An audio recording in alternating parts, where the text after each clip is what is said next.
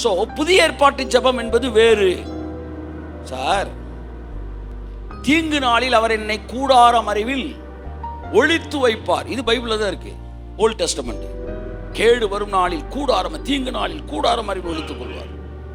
Night ஆனவன் அப்படியே ஆண்டவரே கூடாரத்தில் மறைச்சிக்காங்க, மறைச்சு டெரரிஸ்டா நீ மறைச்சிக்காங்கன்னு இருக்கிற. இல்ல பழைய ஏற்பாட்டில் இருக்கு, பழைய ஏற்பாட்டில் இருக்க, புதிய ஏற்பாட்டில் இருக்கு.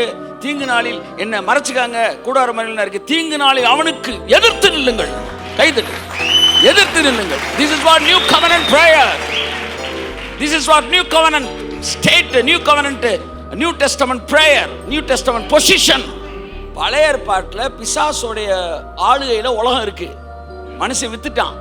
அதனால அங்க நம்மளை பாதுகாத்துக்கிறார். ஏன்னா இன்னொரு நாட்டு அதாவது இன்னொரு நாட்டுல ராணுவ படைகளுக்குள்ள நீ மாட்டிக்கிட்டு கிடக்குற, அதனால உன்னை மறைக்கிறார்.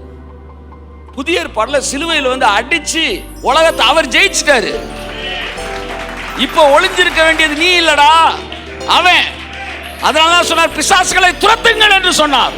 காரணம், இது நம்முடைய நாடு, இது நம்முடைய உலகம், இது நம்முடைய பூமி. கரங்களை தட்டி கர்த்தருக்கு நன்றி சொல்லுவோமா? ஆமென்.